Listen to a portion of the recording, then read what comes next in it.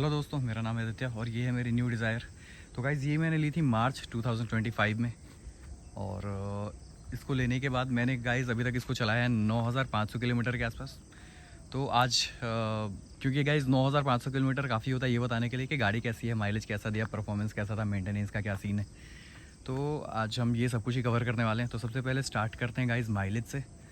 तो guys mileage इस गाड़ी ने, मैं एक बार आपको दिखाता हूँ। अभी जब मैंने रिफ्यूल करवाया है गाड़ी को, अभी गाइज़ मेरी गाड़ी टोटल चल चुकी है, जस्ट 1 सेकेंड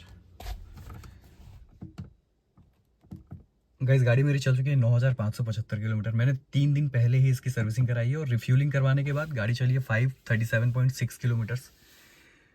और ठीक है, सो अभी भी रेंज मेरे पास 145 का है और गाड़ी ने मुझे माइलेज दी है 19.5 की। तो गाइज़ आप ये मानकर चल सकते हो कि गाड़ी जो आपको माइलेज देगी सिटी में, एज़ पर माई एक्सपीरियंस, तो ये माइलेज गाइज़ आप ये मान सकते हो कि गाड़ी आपको माइलेज देगी सिटी में 13 to 14 अगर आप एसी ऑन करके चला रहे हो, 15 to 16 अगर आपने एसी बंद करा हुआ है। हाँ, और अगर आप हाईवे पे चलते हो तो हाईवे पे चलने में अगर आपने एसी बंद किया हुआ है और आप 80-90 या 90 से 100 के बीच में चल रहे हो, तो उस बीच में आपको गाड़ी बहुत ही आसानी से 23-24 के आसपास का माइलेज देगी। अगर आपने एसी चलाया हुआ है तो फिर आपको 21-22 का माइलेज देगी। तो ये था गाइज़ माइलेज का पार्ट। और एक बार अगर आप हाईवे पे चल रहे हो, एक टंकी में गाड़ी आप ये मान सकते हो कि 650 किलोमीटर के आसपास, 700 किलोमीटर के आसपास बहुत ही आसानी से चल जाती है, अगर आप ढंग से ड्राइव कर रहे हो और आप अगर 4-5 लोग भी बैठे हुए हो। और इसके अलावा अगर आप मेंटेनेंस की बात करो तो मेंटेनेंस में गाइस बहुत ज़्यादा मैंने अभी तक खर्च नहीं किया। मैंने जो फर्स्ट सर्विसिंग कराई थी मैंने कुछ 30-40 रुपये दिए थे, जिसमें मैंने वो वॉशर फ्लूइड वगैरह थे। सेकंड में भी सेम ही था। जब मैंने गाइस थर्ड सर्विसिंग कराई गाड़ी की, तो थर्ड सर्विसिंग में मैंने कॉस्ट पे करी टोटल 1800 के आसपास, जो कि अभी मैंने 2 दिन पहले करवाई है। तो 1800 में इंजन ऑयल और फिल्टर और कुछ और भी कंज्यूमेबल्स वगैरह थे, जैसे कि मतलब मैंने वॉशर फ्लूइड वगैरह लिया था तो उसको करके ही था। और एज सच गाड़ी में मैंने कुछ खर्च नहीं किया है।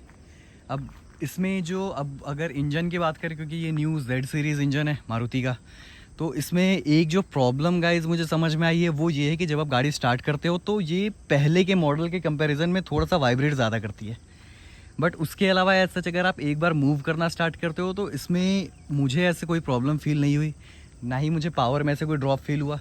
और एक प्रॉब्लम जो मुझे फील होती है मारुति के साथ, ये ऐसा नहीं है कि ये न्यू डिज़ायर के साथ है, ये मारुति की हर गाड़ी के साथ है, कि अगर आप 80-90 के आसपास चल रहे हो हाईवे पे, अगर आपको ओवरटेक करना हो तो ओवरटेक वाले केस पे आपको ऑब्वियसली 5 से 4 गियर पे जाना पड़ेगा, जो कि आप Hyundai वगैरह की कार्स में या फिर दूसरी कार्स में आप थोड़ा सा मैनेज कर सकते हो, बट आप मारुति में नहीं कर पाओगे। तो ये एक चीज़ थी। बट एज सच मुझे परफॉर्मेंस से रिलेटेड कोई इशू नहीं है गाइस, क्योंकि गाड़ी जिस तरीके से माइलेज निकाल रही है, और पहले भी जो इनका के सीरीज़ इंजन था वो और इसमें मुझे बहुत ज़्यादा वैसे फ़र्क समझ में नहीं आया। अगर आप रियल वर्ल्ड रिव्यू देखोगे तो कुछ बहुत ज़्यादा फ़र्क नहीं है। इसके अलावा गाइस एक प्रॉब्लम, ये मैंने क्रोम इंसर्ट करवाया था, इंस्टॉल करवाया था इसको मारुति से, तो ये बार बार निकल जा रहा था। ये भी मैंने 2-3 दिन पहले इस पर नेट लगवा लिया, क्योंकि ये बहुत दूर से दिखता नहीं है, तो ये बार बार निकल जा रहा था। ये मैंने मारुति में कंप्लेंट की, उन लोगों ने आके दोबारा लगाया, बट फिर भी ये हो रहा था। और ये एक प्रॉब्लम यहाँ पे भी है, ये अभी निकला नहीं है बट ये फ्यूचर में निकल जाएगा। तो इस चीज़ को लेकर एक प्रॉब्लम तो है। इसके अलावा गाइस एक और चीज़ मैं हाईलाइट करना चाहूँगा। पहले इस पर, क्योंकि ये VXI मॉडल है, इस पर हेलोजन बल्ब आता था, तो वो मैंने हटाकर इस पर Osram 50 what LED bulb install करवाया है। पहले भी इसका थ्रो ठीक ठाक था, बट अभी ओसराम 50 वॉट इंस्टॉल करवाने के बाद इसका थ्रो काफ़ी बढ़िया हो गया। इसके अलावा गाइस एक और चीज़ है, सीट का जो होल्ड है, ये आप देख सकते हो। ये जो चीज़ है ये आपने रिव्यूज़ वगैरह में ऑलरेडी देखा होगा। ये आपको ड्राइव करते वक्त काफ़ी अच्छे से पकड़ कर रखता है और अंदर का कंफर्ट भी काफ़ी बढ़िया है। और बूट स्पेस में भी मतलब ऐसा नहीं है कि अगर आप 4-5 लोग ट्रैवल कर रहे हो तो आपको बूट में कुछ प्रॉब्लम आने वाला है। उस चीज़ के लिए आप बिल्कुल टेंशन फ्री रह सकते हो। और ओवरऑल अगर आप पूछो तो मुझे गाड़ी से ऐसे कोई प्रॉब्लम समझ में नहीं आई है। हाँ, मतलब अगर आप हाईवे पे चल रहे हो तो वो गियर ड्रॉप करना ओवरटेक के लिए वो बहुत ही आम चीज़ है मारुति में गाइस। बट उसके अलावा मुझे जो कि पहले से भी था, बट अभी मुझे एज ऑफ नाउ मुझे गाड़ी के साथ ऐसे कोई प्रॉब्लम समझ में नहीं आई है। और अगर आप लेने की सोच रहे हो तो आप बिल्कुल कंसीडर कर सकते हो। ओके, और अगर आपके पास कोई क्वेश्चंस हैं तो please feel free to comment. Thank you.